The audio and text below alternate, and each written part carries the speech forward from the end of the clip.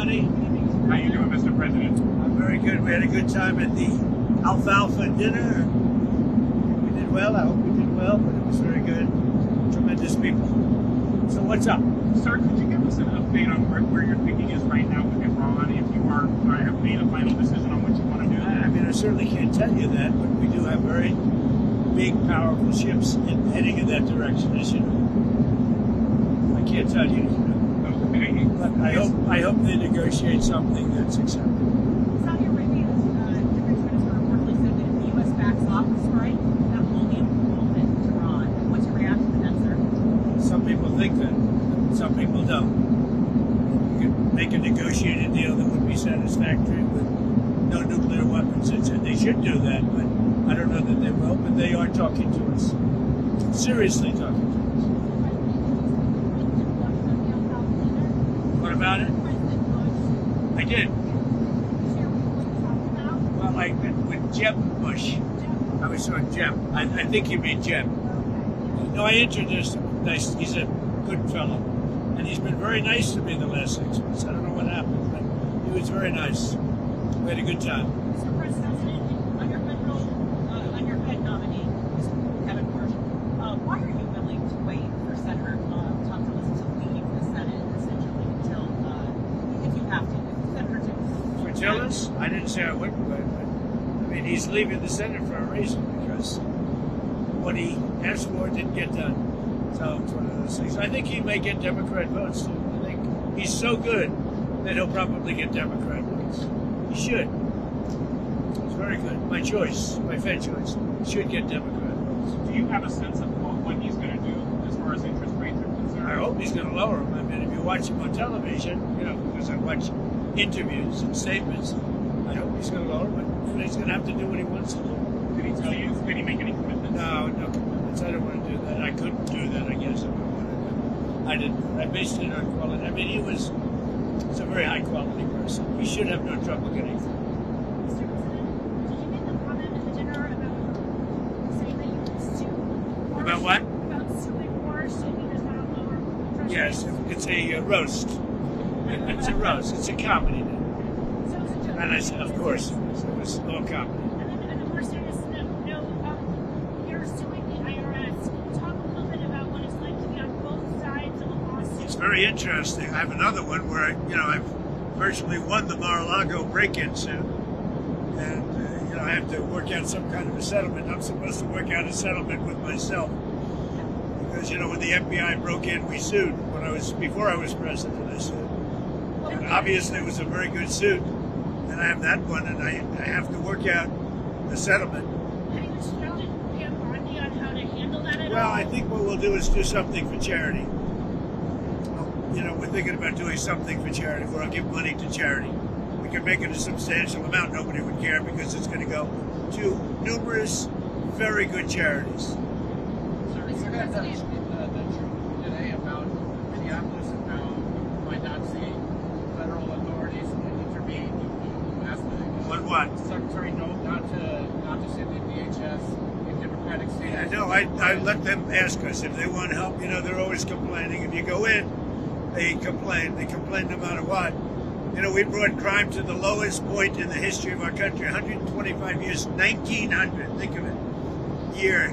Think of that. 1900. Can you imagine? We have the lowest crime in the history of our country, despite the fact that our country was riddled with a lot of bad people from the Biden open border. But we've taken a lot of them out. We're at the lowest point in history. We have the least number of murders in the recorded history of our country. That's incredible. But honestly, the crime-ridden cities are all Democrat-run cities. And if they want help, they have to ask for it. Because if we go in, all they do is complain. But if they want help, they can ask for it. And they're going to need help. Los Angeles is an example. We went in, we solved it. The chief law enforcement officer in Los Angeles said they couldn't have done it without the federal government. A week later, he said they didn't need the federal government. So we don't want that. If they want help, they'll ask, but they have to say please. On DHS funding, sir, the Democrats have made 3 demands. They say they want no roving patrols, they want established rules for use of force, and they want masks off. And Well, we'll talk about it. It's not appropriate yet. We have to let a little time go by, but we'll talk about it. But you know, we want. I got elected for law enforcement, for the border, for the economy, things I've done a great job with. I mean, when you have the lowest crime rate in the history of our country, recorded in 125 years, to be exact. So I fulfilled so much. We'll have to talk about that over the next 3 or 4 days. Sir, Mr. President, what did you think of the latest release of Epstein files, and do you think your critics will be satisfied with? Well, they should be, because it looked like this guy Wolf, who's a writer, was conspiring with Epstein to do harm to me. And I didn't see it myself, but I was told by some very important people that not only does it absolve me, it's the opposite of what people were hoping, you know, the radical left. That Wolf, who's a third-rate writer, was conspiring with Jeffrey Epstein to hurt me, politically or otherwise, and that came through loud and clear. So we'll probably sue Wolf on that. And maybe the Epstein estate, I guess, I don't know, but we're going to certainly sue You Wolf. want to sue the Epstein estate? Well, you may, I guess so, because he was conspiring with Wolf to do harm to me politically. That's not a friend. On your plan for Venezuela oil, sir. You okay down there? You okay? I don't want to let it tap on. You said that the profits will be split with the U.S. and Venezuela both benefiting. What's Venezuela's share of the oil profits going to be? Well, we haven't discussed that, but we're getting along very well with the leadership of Venezuela. They're doing a really good job. We're going to be selling a lot of oil, and we'll take some, and they'll take a lot, and they're going to do very well. They're going to make more money than they've ever made, and it's going to be beneficial to us. We're going to really. I think Venezuela's really going to turn around. You know, I opened up the airspace over Venezuela so that now people from Venezuela came from Venezuela here. They're going to be able to go back for the first time, go back to Venezuela and stay perhaps, or go back and see their relatives, go for a short period of time. Sir, do you think China's going to get their money back from all the money they lent to Venezuela for I oil? don't know. I don't know anything about that, but I'll tell you what, China is welcome to come in and would make a great deal in oil. You know, we welcome China. We've already made a deal. India's coming in, and they're going to be buying Venezuelan oil as opposed to buying it from Iran. So we've already made that deal, the concept of the deal. But China's welcome to come in and buy oil. On Venezuela, do you think that Machado should be able to return to Venezuela? I'd love to be able to do something with it, and maybe putting the sides together, doing something. I think she's a very fine person. Do you think she'll be But I think I have to say at the same time, the current leadership is doing a very good job. Did you have the knowledge of the arrest of Don Lemon before it happened? Did you have any conversation? No, I don't know anything about the Don Lemon thing, but he's a sleazebag. Everyone's known that. He's a washed up. Probably, from his standpoint, the best thing that could happen to him, he's getting, you know, he had no viewers. He was a failure. He was a failed host. And now he's in the news. I didn't know anything about it. So what's your response to Claudia Sheinbaum's warning that the embargo or the restriction on Cuban oil to Cuba, could cause a humanitarian crisis there? Well, it doesn't have to be humanitarian crisis. I think they probably would come to us and want to make a deal. So Cuba would be free again. They'll come to us, they'll make a deal, but Cuba really has got a problem. You know, they have a problem. I know so many people from Cuba, but we have a lot of people in the United States right now that would love to go back to Cuba, and we'd like to work that out. What do you want to see from Cuba? I mean, what do you need to see to make that We'll kind work of a deal? deal. I think we're going to work a deal with Cuba. I think, you know, we'll be kind. We have a situation that's very bad for Cuba. They have no money. They have no oil. Venezuela, they live off Venezuelan money and oil, and none of that's coming now. And then the president of Mexico, President Sheinbaum, was very good. I said, look, we don't want you sending oil there. And she's not sending oil.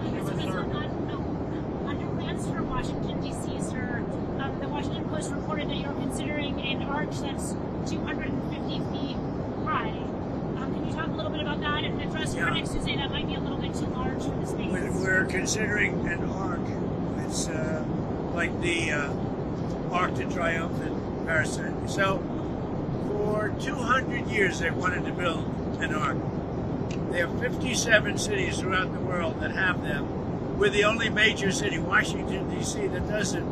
The circle prior to the bridge, the Arlington Bridge, has been waiting for hundreds of years to have this done. In fact, there are 4 Eagles that got built. But it was interrupted by a thing called the Civil War. And so it never got built. Then they almost built something in 1902, but it never happened. So we have an unbelievable arc that I think will be the most beautiful in the world being built there. It's going to be built there. It's 250 feet. I don't know what the height is. It's just appropriate for the site. We're setting up a committee, and the committee's going to be going over it, but it'll be substantial. I'd like it to be the biggest one of all. We're the biggest, most powerful nation. I'd like it to be the biggest one. And to all the charity. It's a very exciting job, actually. They've been waiting for many years, just like the ballroom. For 150 years, they've wanted a ballroom. Now we're going to put up the most beautiful ballroom anywhere in the world, as far as I'm concerned. And I could have built a much bigger one. I didn't want to do that. I wanted to be in keeping with. I didn't want it to be taller than the White House, etc.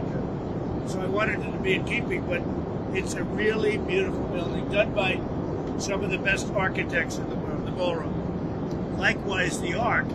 I think it's going to be great.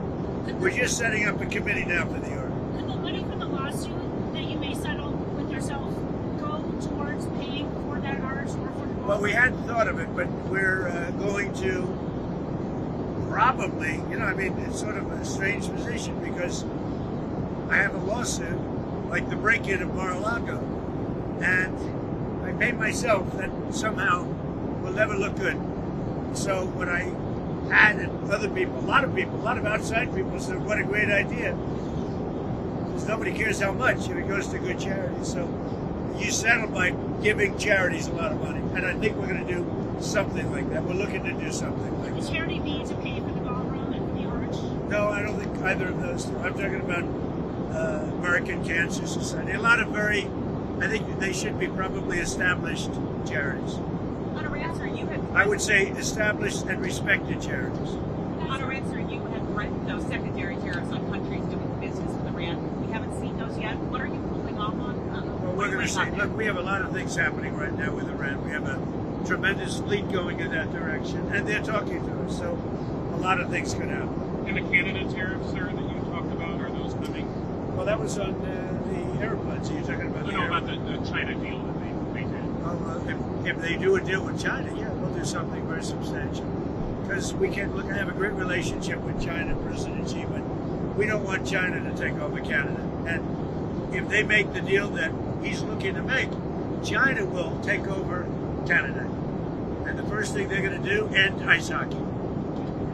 So speaking of China, sir, there was a military purge in that country a week ago. What do you make of that?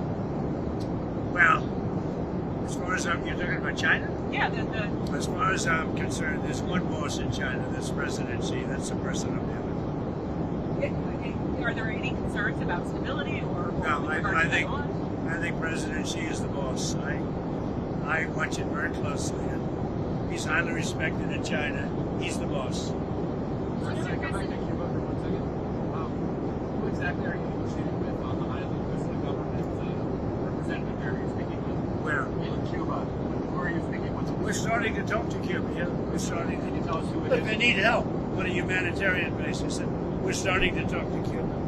Don't forget, a lot of people that live in our country are treated very badly by Cuba, and we want them to be. They all voted for me, and we want them to be treated well.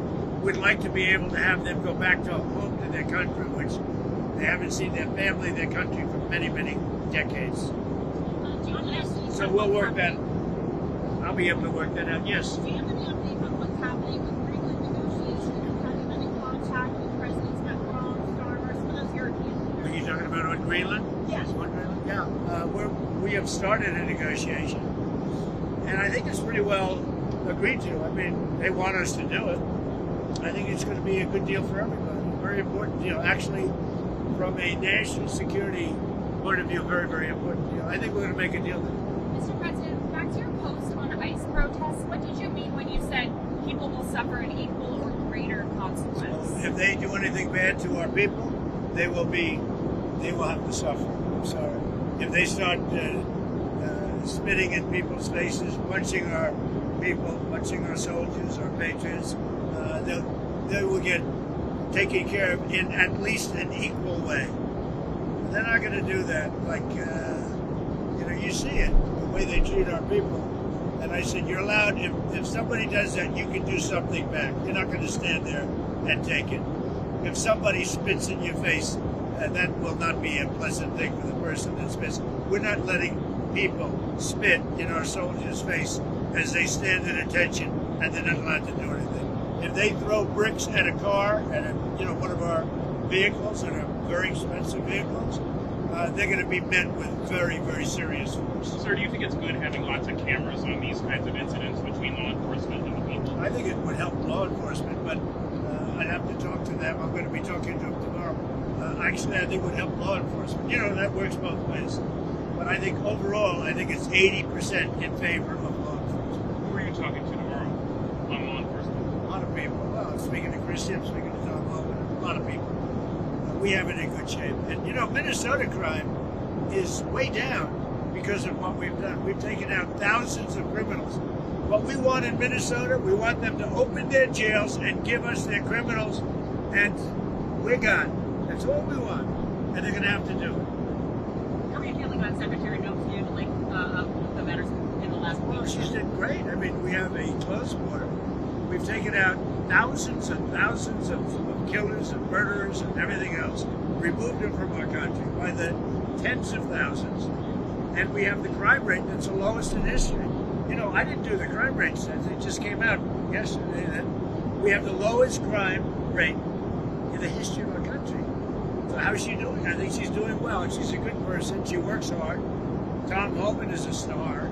He's incredible. I mean, the guy's incredible. He's got an unbelievable, he's tough, and yet everybody likes him, both sides. So he's been great.